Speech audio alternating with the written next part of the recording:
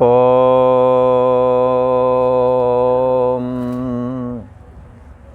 श्री योग वासिष्ठ के उत्पत्ति प्रकरण में श्री वशिष्ठ जी महाराज बोले, हे राम जी, जैसे भ्रमर और कमलों का संयोग होता है, देह पिंजर के नाश होने से आत्मा का नाश तो नहीं होता। जैसे भ्रमर और कमलों का संयोग होता है, ऐसे ही देह पिंजर और आत्मसत्ता का संयोग और वियोग प्राय करके होता ही रहता है। देह पिंजर के नाश होने से आत्मा का नाश तो नहीं होता। जैसे भ्रमर और कमलों का संयोग होता है, भ्रमर जाता है, कमल पर बैठ जाता है, सर्दी की वजह से कमल मुड़ जाते हैं, अंधेरा होने पर उनकी पंखुड़ियाँ उसी में, ये जो भ्रमर है वो बंदी बन जाता है। तो भ्रमर और कमलों का संयोग होता है, तब ये संभव होता है। ऐसे देह पिंजर के नाश होने से आत्मा का नाश तो नहीं होता। देह पिंजर का संयोग है, आत्मा पहले से ही विद्यमान है, तो देह पिंजर नाश हुआ, न कि आत्मा का नाश हुआ है। जैसे कमल के नाश होने से भ्रमर का नाश नहीं होता, ऐसे ही राम जी देह के नष्ट होने से देह का आश्रय प्रकाशक चैतन्य सत्ता आत्मा का नाश नहीं होता। इससे राम जी तुम क्यों वृथा शोक करते हो? हे राम जी, जगत को असत्य जान करके जगत की अभावना करो। ना मैं देव हूँ, ना देह के संबंधी मेरे हैं, मैं आत्मा हूँ, मैं ब्रह्म हूँ, ऐसी भाव करके चिंतन करना है। तुम वृथा शोक क्यों करते हो? जगत को असत्य जान करके जगत के अस्तित्व को नकार दो, इसकी अभावना करो। ये दिखता है पर है नहीं, ऐसा स्वीकार करो। मन के निरीक्षक बन जाओ। मन के अमन होने पर जगत का अंत हो जाता है, इसलिए मन के भी तुम साक्षी बन जाओ, सम बन जाओ, स्वच्छ बन जाओ और निर्विकल्प समाधि में सदा स्थित हो जाओ, जिसमें देह और जगत का प्रचंड व्यक्तिपना रूप जीव भाव का ये क्या है, विकल्प नहीं है। जीव भाव वाला विकल्प, मन वाला विकल्प, बुद्धि वाला विकल्प नहीं है, निर्विकल्प है। राम जी, जगत को असत्य जान करके जगत की अभावना करो और मन के निरीक्षक बन जाओ, क्योंकि मन में ही जगत है। इसीलिए तो कहा है, प्यारे विचार करके देखो, प्यारे जगत बना है मन से। इसलिए मन के निरीक्षक बन जाओ। साक्षी भूत ये जो चैतन्य सत्ता आत्मा है, ये सम है, स्वच्छ है और कैसी है? निर्विकल्प। सांसारिक पद पदार्थों का कोई विकल्प नहीं, देहाभिमान का विकल्प उसमें नहीं है, मन का सुखी दुखी पने वाला विकल्प उसमें नहीं है, शब्द स्पर्श रूप रस गंध वाला विकल्प नहीं है। कैसा है? वो शुद्ध निर्विकल्प कहलाता है। ऐसा चैतन्य आत्मा में जगत भासता है। हे राम जी, जैसे मणि प्रकाश रूप होकर के भासता है, तो फिर जगत और आत्मा का संबंध कैसे बनेगा? हाँ, जैसे मणि प्रकाश से भासता है, प्रकाशित हो पड़ती है मणि, फिर जगत और आत्मा का संबंध कैसे हो? जैसे दर्पण में अनिश्चित प्रतिबिंब अप्राप्त होता है, तैसे ही आत्मा को जगत का संबंध अनिश्चित ही प्राप्त हो गया है।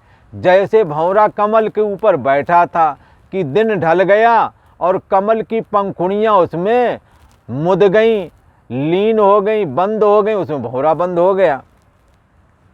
ऐसे ही चैतन्य सत्ता आत्मा आकाश की तरह व्यापक है, अनादि और अनंत है, सब में समाया हुआ है। उस चैतन्य सत्ता आत्मा में देह और जगत का संबंध ऐसे ही अनायास हो गया। जैसे भंवरा कमल पे बैठा था, अनायास ही कमल मुंद गया, उसमें वो ढक गया। आत्मा को जगत का संबंध ऐसे ही भाषित होता है। जैसे दर्पण में प्रतिबिंब एक रूप होता है, तैसे ही आत्मा में जगत भेद भी ये परमात्म सत्ता आत्मा से अभेद रूप है। भले ही अलग अलग दिखता रहे, जैसे भले ही आभूषण अलग दिखता रहे पर सोना ही है, भले ही फैन तरंग बुदबुदा अलग अलग दिखें पर सब अष्टो मात्र पानी रूप ही होता है। ऐसे ये जग हरि का रूप है। हाँ, यही विद जग हरि आश्रित रही, ऐसे ही परमात्मा के आश्रय में ये जगत रहता है। जैसे दर्पण में प्रतिबिंब में एक रूप होता है राम जी, तैसे ही आत्मा में जगत भेद भी अभेद रूप ही समझना। इसलिए जिनको निर्मल बोध प्राप्त हो गया है उनको जगत का भेद भी अभेद रूप ही है। वो सारे भेद परक कर्मों को करते हैं पर बंधते किसी से नहीं हैं, इसलिए वो जगत के भेद भी उनके लिए अभेद रूप ही हैं। जैसे सूर्य के उदय होने से सब जीवों की क्रिया क्या होता है, सब उदय होने पर क्रिया होती है और जब सूर्य नहीं उदय होते तो क्रिया बंद हो जाती है। और दीपक से पदार्थों का ग्रहण तो रात्रि के समय होता है जब सूर्य डूब जाते हैं। तैसे ही राम जी आत्म सत्ता से जगत के पदार्थों का अनुभव होता है। यह जगत चैतन्य तत्व में स्वभाव से ही उपजा है, स्वाभाविक ही उपज आया है। जैसे जहाँ पानी बरसता है स्वाभाविक काई हो जाती है, जैसे सोने से आभूषण स्वाभाविक निकला है, तो ये चीज़ें हो जाती हैं। अब प्रथम आत्मा से राम जी मन उपजा और मन में मनन कला था, और मनन कला का मतलब है वासना थी। वासना थी देह और जगत की, मैं मेरा तू तेरा की। धीरे धीरे बच्चा बड़ा, हाँ जब छोटा था तो लगता था इसके अंदर कुछ नहीं, बेचारा निर्मल चित्त वाला है, और ज्यों ही बड़ा हुआ तो उसमें काम भी प्रकट हुआ तो विवाह करना पड़ा। फिर नहीं तो हो, फिर लोभ प्रकट हुआ, फिर काम क्रोध, फिर लड़ाई झगड़ा भी करने लगा। तो क्या है, ये सारी चीज़ें छिपी बैठी थी। सब कुछ होता है, इसीलिए तो कहा प्रथम आत्म सत्ता से मन उपजा जिसमें सारी दुनिया थी। विचार करके देखो प्यारे, जगत बना है मन से और मन बना है हमसे, आत्मसत्ता से मन बना है।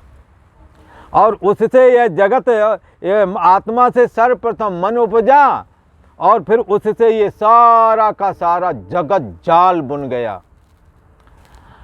अब आपको ये बात कैसे बताएं, आपके पिता अकेले थे, उनका मन खड़ा हुआ तो देह उनका बना था, फिर धीरे धीरे करके कैसा पूरा, कई बार एक जगह गांव, एक जगह ग्रामीण इलाकों में घूम रहे थे तो उन्होंने कहा कि इतना बड़ा गांव है पर इस गांव को बसाने वाला फला फला है, वो एक ही आदमी यहाँ आया था अपनी घरवाली लेकर, वही का इतने लड़का बच्चा हो गए, पूरा गांव बन गया।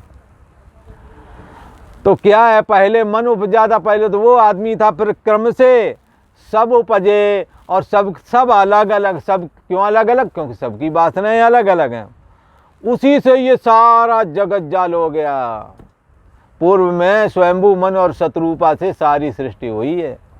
हाँ, इसलिए किसी को बुरा लगे या भला करे, आदि मानव तो वही है, आदि पुरुष तो वही हैं। आदि माता शत्रुपा है, आदि पुरुष मनु महाराज है। उन्हीं से ये चारों ब्राह्मण वृत्ति, क्षत्रिय वृत्ति और श्रमक वर्ग रूप शूद्र वृत्ति और ब्राह्मण वृत्ति, वैश्य वृत्ति, ये चारों वृत्ति रूप जो लोग हैं जिनका विभाग गुण कर्म के अनुसार किया गया था, ये सब उसी से उपजे हैं। उससे उपजे, जिसके देखा जितनी नॉलेज उसको वैसा काम दिया गया। आगे चल के वो इसी को वर्ण, पहले वर्ण कहा जाता था, उसी को फिर बाद में जाति कहने लगे।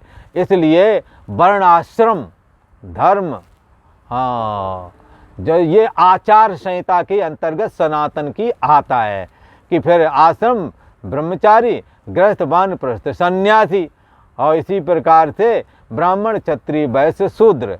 शूद्र शब्द श्रमिक वर्ग के लिए पहले उपयोग किया गया, आज लोग उसे मजदूर बोलते हैं, कभी श्रमिक बोलते हैं, कोई कुछ अपने अपने भाषा के अनुसार बोलते हैं। पूर्व का ये था चतुर्थ वर्ण, जो ज्ञान भी नहीं, ज्ञान भी अधिक नहीं है, प्रशासक वर्ग में भी नहीं, जो का मतलब रुक पाते हैं या प्रशासक वर्ग वाला काम भी नहीं कर पाते हैं, और कमाई धमाई वाला वाणिज्य भी नहीं कर पाते हैं। तो फिर वाकई चतुर्थ वर्ण उसे कहते हैं, फिर जो काम है वही कर लो। हाँ, इन बाकी तीन भाइयों के काम आ जाओ।